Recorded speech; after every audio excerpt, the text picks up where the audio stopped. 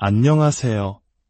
삶의 의미와 변치 않는 진리를 찾아 헤매는 현대인들을 위한 시간입니다. 우리는 빠르게 변하는 세상 속에서 늘 무언가에 쫓기듯 살아갑니다. 때로는 가슴 벅찬 감동을 느끼기도 하고, 때로는 설명할 수 없는 신비로운 체험을 하기도 하지만, 그러한 감정과 체험들은 안개처럼 쉽게 흩어지곤 합니다. 그렇다면 우리 삶을 굳건히 지탱해줄 영원한 반석은 과연 어디에서 찾을 수 있을까요? 오늘 우리는 50년이 넘는 긴 세월 동안 오직 하나님의 말씀을 전해온 한 노년의 목회자가 자신의 삶을 통해 얻은 가장 깊고 중요한 깨달음에 귀를 기울여 보고자 합니다. 그것은 바로 모든 것이 변하고 사라지는 세상 속에서 결코 변하지 않는 단 하나의 진리, 살아있는 하나님의 말씀, 성경에 대한 이야기입니다. 제가 아직 하나님을 알지 못하고 세상 속에서 방황하던 10대 시절의 이야기입니다. 부모님은 런던에서 열리는 한 신앙 집회에 참석하러 가시는 길이었습니다. 저는 그저 마지못해 따라 나섰을 뿐 마음은 딴 곳에 있었습니다. 넓은 경기장 한 구석에 멀찍이 앉아있던 제게 옆에 있던 한 소년이 속삭였습니다. 이거 느껴져? 제가 뭐가? 라고 묻자 소년은 손을 앞으로 내밀어 보라고 했습니다. 제가 손을 내밀자 시원하고 짜릿한 미풍 같은 것이 손끝을 스치는 것이 느껴졌습니다. 느껴져? 소년이 다시 물었고 저는 응, 느껴져 라고 답했습니다. 소년은 말했습니다. 그게 바로 성령님이야. 세상에 속해 있던 어린 소년이었지만 그것은 제가 하나님의 영을 유형적으로 느낀 첫 번째 순간이었습니다. 하지만 50년이 넘는 사역의 길을 걸어오며 저는 한 가지 중요한 사실을 깨달았습니다. 우리의 신앙은 그런 짜릿한 순간이나 감정적인 경험 위에 세워질 수 없다는 것입니다. 그러한 경험들은 왔다가 또 사라지기 때문입니다. 수많은 치유 사역자들이 있었습니다. 그들은 놀라운 기적을 행했지만 그들 중 많은 이들이 젊은 나이에 일찍 세상을 떠났습니다. 왜일까요? 기초가 없었기 때문입니다. 하나님의 기름 부으심을 받는 것은 그리 오랜 시간이 걸리지 않을 수 있습니다. 하지만 하나님의 말씀을 아는 것, 그 말씀 위에 삶의 기초를 세우는 것은 평생이 걸리는 일입니다. 그것은 평생에 걸친 배움과 탐구의 여정입니다. 제가 사역 초기에 만났던 한 분은 늘 거대한 성경책을 들고 다녔습니다. 저는 그에게 물었습니다. 이 책을 다 알려면 얼마나 걸릴까요? 그는 대답했습니다. 내 평생이 걸릴 걸세. 이건 평생의 연구 과제니까 여러분, 성경에 대해 우리가 반드시 알아야 할 한 가지 사실이 있습니다. 세상의 모든 책은 그것이 아무리 위대한 역사서나 과학 서적이라 할지라도 저자의 생각과 신념을 담아낸 그림에 불과합니다. 그 주제에 대한 저자의 견해를 읽는 것뿐입니다. 하지만 성경은 다릅니다. 성경은 그림이 아닙니다. 성경은 살아계신 인격 그 자체입니다. 여러분이 성경을 펼칠 때 여러분은 예수 그리스도의 얼굴을 직접 마주하는 것입니다. 여러분은 하나님 자신의 얼굴을 들여다보는 것입니다. 그리고 놀랍게도 그분은 말씀을 통해 당신에게 직접 말씀하십니다. 말씀을 통해 당신을 위로하시고 힘을 주시며 치유하시고 평안을 주십니다. 오늘날 수많은 젊은이들이 마음의 병으로 고통받고 스스로 목숨을 끊는 비극이 일어나는 이유가 무엇일까요? 그들이 성경을 외면하기 때문입니다. 하나님의 말씀은 이렇게 약속합니다. 주의 법을 사랑하는 자에게는 큰 평안이 있으니 그들에게 장애물이 없으리이다. 세상의 책을 읽을 때 우리는 저자가 무슨 생각을 하는지 알게 됩니다. 그러나 성경을 읽을 때 하나님은 당신이 무슨 생각을 하는지 알려주십니다. 히브리서 4장 12절은 말합니다. 하나님의 말씀은 살아있고 활력이 있어 좌우의 날선 어떤 검보다도 예리하여 혼과 영과 및 관절과 골수를 찔러 쪼개기까지 하며 또 마음의 생각과 뜻을 판단하나니 성경을 읽을 때 하나님은 당신의 참모습을 당신에게 드러내십니다. 그리고 당신 안에 잘못된 것이 있다면 그것을 고칠 방법까지도 보여주십니다. 그것이 바로 우리 하나님의 놀라운 사랑입니다. 오래전 한 남자가 쓸모없어 보이는 땅 한 떼기를 샀습니다. 그는 그 땅을 너무나 하찮게 여겨 보험조차 들지 않고 평생을 방치했습니다. 그가 죽기 전 그는 그 땅을 가족에게 물려주었고 가족들은 그 땅을 살피기 시작했습니다. 놀랍게도 그 땅에서는 어마어마한 보물이 발견되었고 가족들은 백만장자가 되었습니다. 그 남자는 자신이 부자라는 사실을 모른 채 평생을 살았던 것입니다. 여러분이 성경을 손에 들고 있다면 당신이 알든 모르든 당신은 이미 부유한 사람입니다. 그 안에는 결코 마르지 않는 보물이 숨겨져 있습니다.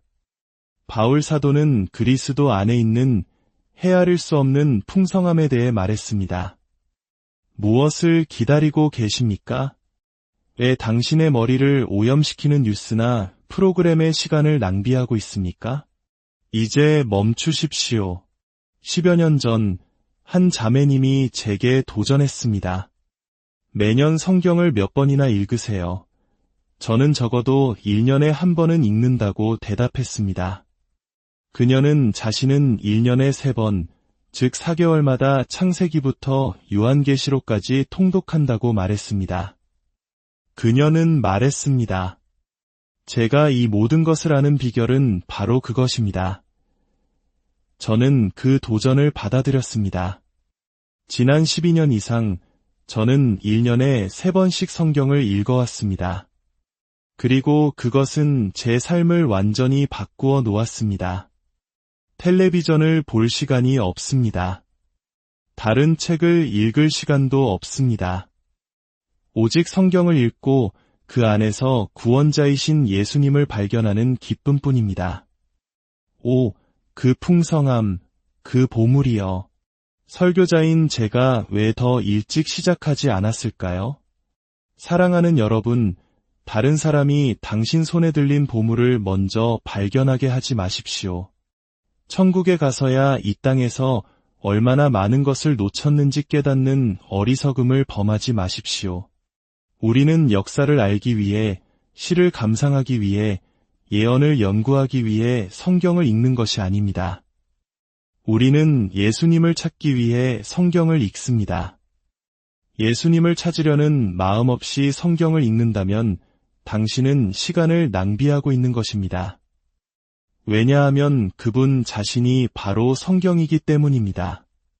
성경에는 약 2,500개의 예언이 기록되어 있습니다. 놀랍게도 세상의 다른 모든 종교에는 예언이 단 하나도 없습니다. 오직 성경에만 있는 2,500개의 예언 중 2,000개가 이미 상세하게 성취되었습니다. 미가서 5장 2절은 하나님께서 베들레헴이라는 작은 마을에서 아기로 태어나실 것을 예언했고, 이사야서 9장 6절은 그 아기가 전능하신 하나님, 영존하시는 아버지라 불릴 것이라고 선포했습니다. 그분의 고난과 죽음, 그리고 부활까지도 구약의 선지자들은 수백 년 전에 이미 상세히 기록했습니다. 시편 16편은 그분의 부활을, 이사야 신세편은 우리의 죄를 대신 지고 십자가에서 고통받으실 것을 생생하게 묘사합니다. 이것이 바로 우리가 성경을 읽어야 하는 이유입니다. 이 말씀들이 제 삶에 평안과 기쁨을 가져다 주었기 때문입니다. 성경을 읽기 시작하고 주님을 찾기 시작하면 말로 설명하기 힘든 놀라운 일이 당신 안에서 일어납니다. 기도가 살아나고 말씀이 당신 안에서 폭발적으로 역사하기 시작합니다. 욥기 29장 6절은 버터로 내 발걸음을 씻으며 반석이 나를 위하여 기름 시내를 흘려냈으며 라고 말합니다. 만약 당신이 하나님의 기름 부으심을 원한다면 먼저 성경이라는 버터 속을 걸으십시오. 말씀이 기름 부음의 기초입니다. 말씀이 먼저 오고 그 뒤에 기름 부음이 따릅니다. 하나님께서 당신을 사용하시기를 원하십니까? 먼저 당신 안에 말씀을 채우십시오. 하나님께서는 당신을 너무나 사랑하셔서 당신을 천사의 형상이 아닌 우리의 형상대로 만들자고 하셨습니다. 이것은 놀라운 사랑이며 영광입니다. 그리고 언젠가 우리는 그분과 같이 온전한 모습이 될 것입니다. 고린도후서 3장 18절은 우리가 성경이라는 거울을 통해 주의 영광을 볼 때 그와 같은 형상으로 변화하여 영광에서 영광에 이른다고 말합니다. 성경을 읽을 때 주님은 당신을 그분의 형상으로 변화시키기 시작하십니다. 이제 손을 들어 주님께 약속합시다. 주님, 제가 주님의 말씀을 읽겠습니다. 제 눈을 열어보게 하소서. 제 눈의 비늘을 벗겨주소서. 날마다 주님의 말씀을 제게 계시하여 주소서. 예수님의 이름으로 기도합니다. 아멘. 모든 성경은 하나님의 감동으로 된 것으로 교훈과 책망과 바르게 함과 위로 교육하기에 유익하니 이는 하나님의 사람으로 온전하게 하며 모든 선한 일을 행할 능력을 갖추게 하려 함이라. 디모데후서 3장의 이 말씀처럼 성경은 우리를 가르치고 우리 안에 잘못된 것을 바로잡아 하나님의 성품을 세워주며 우리를 의로움으로 훈련시킵니다. 이 모든 것은 우리가 오직 예수 그리스도를 성경 안에서 발견할 때 일어나는 변화입니다. 이제 우리의 시선은 가르침을 넘어 경배와 찬양의 대상으로 향합니다. 그분은 얼마나 위대하신 분입니까? 온 마음을 다해 그분의 이름을 높여드립시다. 우리의 영혼이 노래합니다. 주 하나님 지으신 모든 세계 내 마음속에 그리어볼 때 하늘의 별 울려 퍼지는 뇌성, 주님의 권능 우주에 찾네. 내 영혼이 주님을 찬양하네. 위대하신 주, 내 구주 하나님. 내 영혼이 주님을 찬양하네. 위대하신 주, 내 구주 하나님. 이 찬양은 단순한 멜로디가 아니라 창조주 앞에 선 피조물의 경이로움과 감격의 고백입니다. 하나님께서 자신의 아들을 아끼지 않으시고 우리 죄를 위해 죽음에 내어주신 그 사랑을 생각할 때 우리는 그 깊이를 감히 헤아릴 수 없습니다. 그분은 우리의 모든 짐을 지시고 십자가에서 피 흘려 죽으심으로 우리의 모든 죄를 씻어주셨습니다. 이제 우리는 그분을 경배합니다. 그분의 위엄을 경배합니다. 죽으셨으나 이제 영광 받으신 왕, 예수 그리스도, 그분의 이름을 높이 들어 찬양합시다. 그분은 우리의 주인이시며 우리는 그분의 종된 것을 기뻐합니다.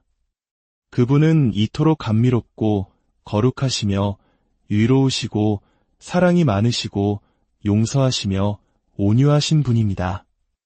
오직 주님만이 합당하시며 오직 주님만이 거룩하십니다.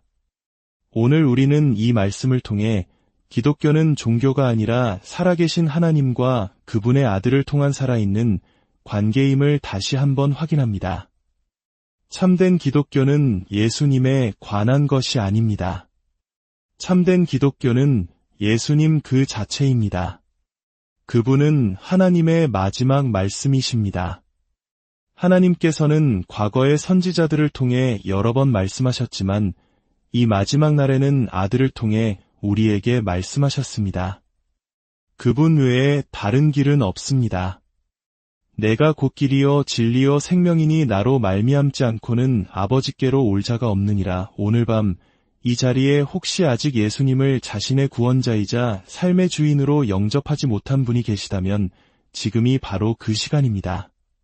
세상이 줄 수 없는 참된 자유와 평안을 얻기 원하신다면 그분을 당신의 마음속에 모셔 드리십시오. 이 밤의 가장 위대한 기적은 바로 당신의 영혼이 구원받는 것입니다. 저를 따라 기도해 주십시오. 주 예수님, 저는 주님께서 하나님의 아들이심을 믿습니다. 주님께서 저를 위해 이 땅에 오셔서 십자가에서 죽으시고 저의 구원을 위해 피 흘리셨음을 믿습니다. 온 마음으로 주님께서 죽음에서 부활하셔서 지금도 하나님의 우편에 앉아 계신 만왕의 왕이심을 믿습니다. 제 삶을 주님께 드립니다. 제 마음속에 들어오셔서 제 영혼을 구원하여 주시고 주님의 보혈로 저를 씻어 깨끗하게 하여 주소서. 이제 저는 더 이상 사탄이나 세상에 속하지 않았으며 제 자신에게 속하지도 않았습니다. 저는 이제 영원히 주님께 속하였습니다. 예수님의 이름으로 기도합니다. 아멘. 오늘 들으신 말씀이 여러분의 삶의 깊은 울림과 변화의 시작이 되기를 축복합니다. 인생은 어떻게 시작했느냐가 아니라 어떻게 경주를 마치느냐가 중요합니다. 주님의 말씀이라는 빛이 당신의 발의 등이 되고 당신의 길의 빛이 되어 그 좁은 길을 끝까지 걸어가 천국에 다다를 수 있기를 소망합니다. 이 메시지가 여러분에게 힘이 되었다면 좋아요와 구독을 통해 더 많은 이들이 이 은혜를 나눌 수 있도록 도와주십시오. 여러분의 작은 행동이 누군가에게는 새로운 삶의 시작이 될 수 있습니다. 주님의 평안이 여러분과 함께하기를